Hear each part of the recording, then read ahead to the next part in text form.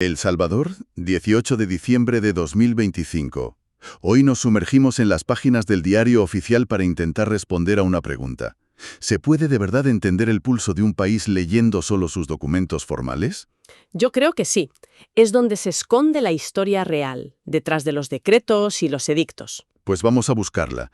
En el menú de hoy tenemos una reforma presupuestaria de casi 16 millones de dólares. Beneficios fiscales para una empresa en una zona franca que son, cuanto menos, curiosos. El reconocimiento de títulos universitarios de media docena de países.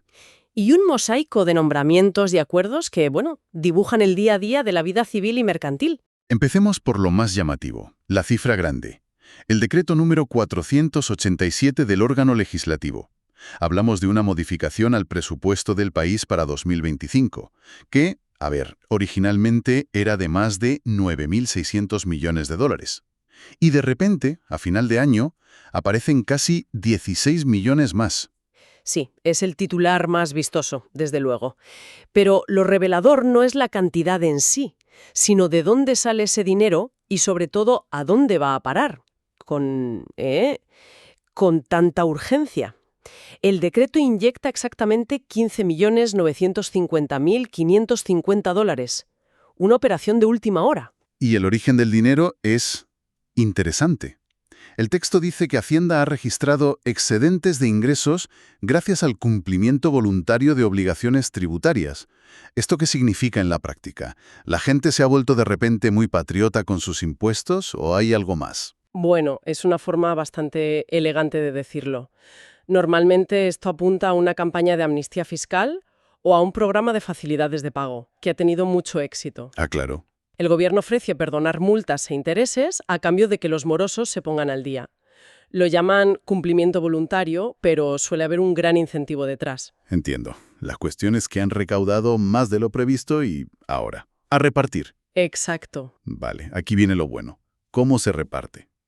9 millones, que es la partida más grande, para el ramo de salud. La mitad, prácticamente. Luego, 5.400.000 para relaciones exteriores y 1,5 millones largo para la Fiscalía General de la República. Fíjate, esta distribución a final de año es un indicador muy potente. ¿En qué sentido? Una inyección tan grande en sanidad suele apuntar a dos escenarios. O bien ha habido una crisis imprevista, un brote de algo que ha desbordado las previsiones, y esto es para apagar un fuego. Ya. O por el contrario, es una maniobra para ejecutar presupuesto en proyectos como comprar maquinaria nueva, que llevaban todo el año atascados en la burocracia. Es la diferencia entre tapar un agujero y construir una pared nueva. Y lo de relaciones exteriores también llama la atención. Más de 5 millones. Nuevas embajadas. Una ofensiva diplomática. Podría ser cualquier cosa, la verdad, desde el pago de cuotas a organismos internacionales que se habían retrasado, hasta el refuerzo de la red consular, o incluso una campaña de imagen del país en el exterior. Sin más detalles es difícil saberlo, pero es una cantidad que indica una prioridad clara en ese momento. Y para que todo sea legal, el documento especifica que el dinero se apunta en la columna de ingresos como impuesto a la transferencia de bienes muebles y a la prestación de servicios, que para que nos entendamos es el equivalente al IVA, ¿no? Exactamente. Es la formalidad contable. Se aumenta la previsión de recaudación de ese impuesto y en paralelo se crea la autorización para gastarlo en esos tres ministerios. Es la prueba de que un presupuesto no es una foto fija, es una película que se va editando sobre la marcha. Si esa es la foto macroeconómica, con millones de por medio, los siguientes documentos nos llevan a la escala micro, a cómo el gobierno intenta influir en la economía empresa por empresa. Y eso nos lleva a este acuerdo del Ministerio de Economía sobre una sociedad llamada DIRCA, SA, DCV. Antes de nada, un apunte rápido para quien nos escucha. Esas siglas, SADCV, significan Sociedad Anónima de Capital Variable. Es una figura muy común en Latinoamérica, una especie de híbrido entre nuestra SA y la limitada, con más flexibilidad. Aclarado. Pues DIRCA pide acogerse a la ley de zonas francas. O sea, quiere operar en un área con enormes ventajas fiscales. Pero a cambio de renunciar a esos impuestos, el Estado le pide algo. Y aquí viene mi sorpresa. El compromiso es crear y mantener un mínimo de 5 puestos de trabajo. Solo 5. Es una observación clave y plantea la gran pregunta sobre estas políticas de incentivos. ¿Es un buen negocio para el país renunciar a una cantidad potencialmente enorme de impuestos a cambio de 5 empleos? Es un debate. La defensa de este modelo dirá que esos 5 empleos son el principio, que generan actividad económica indirecta, que atraen más inversión. Pero los críticos dirían que es un regalo fiscal desproporcionado y que a menudo estas empresas se van en cuanto se acaban los beneficios. Exacto. El documento no nos permite juzgar el resultado, pero sí nos muestra el pacto inicial. El Estado apuesta a que el beneficio a largo plazo superará la pérdida de ingresos a corto. Y para asegurarse de que la empresa cumple, el acuerdo Es increíblemente específico. específico, es quedarse corto. El documento incluye varias páginas con una lista de los productos que Dirca puede comercializar. Y es un universo. Va desde productos de limpieza y bolsas hasta, y esto es literal, mascarillas protectoras, incluidas las caretas para la apicultura. Caretas para apicultura. Perdona que me quede con el detalle, pero me fascina. ¿Por qué se detalla hasta ese nivel? Hay 2 posibles razones. La primera es un abogado de la empresa siendo extremadamente minucioso para cubrirse las espaldas y poder importar o exportar lo que se le ocurra en el futuro. ¿Tiene sentido? La segunda, más probable, es que cada producto está asociado a un código arancelario específico. El gobierno necesita esa lista para controlar exactamente qué mercancía entra y sale de la zona franca con beneficios fiscales. Lo de las caretas de apicultura nos dice que DIDRCA es probablemente una comercializadora muy diversificada, una intermediaria que toca muchos palos. De la economía pasamos a las personas y su formación. El Ministerio de Educación también tiene bastante trabajo.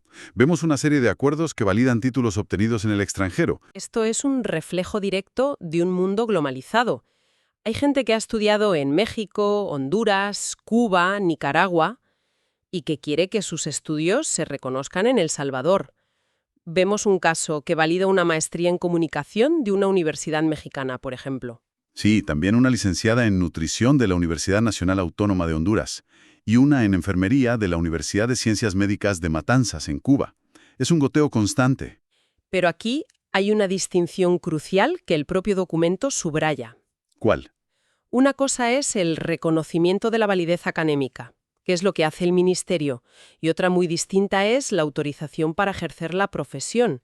Ese es un segundo paso. Depende de los colegios profesionales. El acuerdo lo deja claro. Le hemos validado el título, pero todavía no puede ejercer. Es un proceso de 2 llaves. Vale, entiendo. Y no solo son títulos universitarios, también se valida un título de bachiller en educación media de Costa Rica como equivalente al bachiller general salvadoreño. Otro apunte de traducción cultural. El bachiller en muchos países de Latinoamérica es el equivalente a nuestros estudios de secundaria postobligatoria. Exacto. Y junto a estos acuerdos de miras internacionales, en la misma página, encontramos el nombramiento de la profesora Elida del Carmen Magaña Polanco como directora de un centro escolar católico. Es un contraste fascinante, muestra las 2 almas del ministerio, la alta política educativa internacional y a la vez la microgestión del día a día de cada colegio del país. De acuerdo. Hemos visto al legislativo moviendo millones y al ejecutivo gestionando empresas y títulos. Nos falta una pata del Estado, el órgano judicial.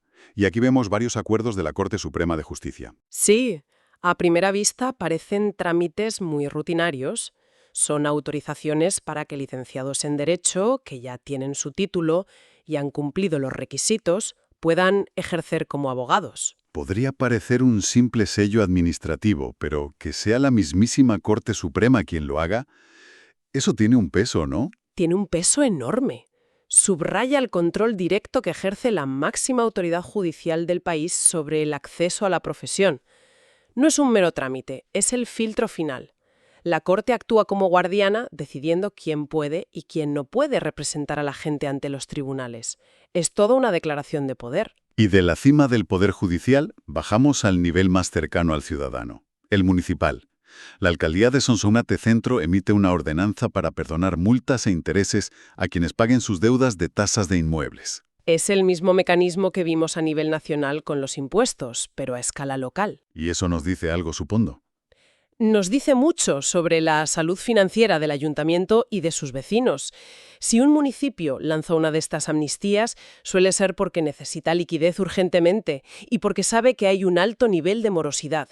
Es una medida pragmática. Prefiero cobrar el principal ahora, aunque pierda los intereses, a no cobrar nada. Una señal de que la economía a pie de calle puede estar pasando por dificultades. El resto del diario oficial es una hervidera de la vida cotidiana. Está lleno de avisos, de edictos. Muchos son declaratorias de herederos, nombres, fechas, lugares. Un mosaico de vidas.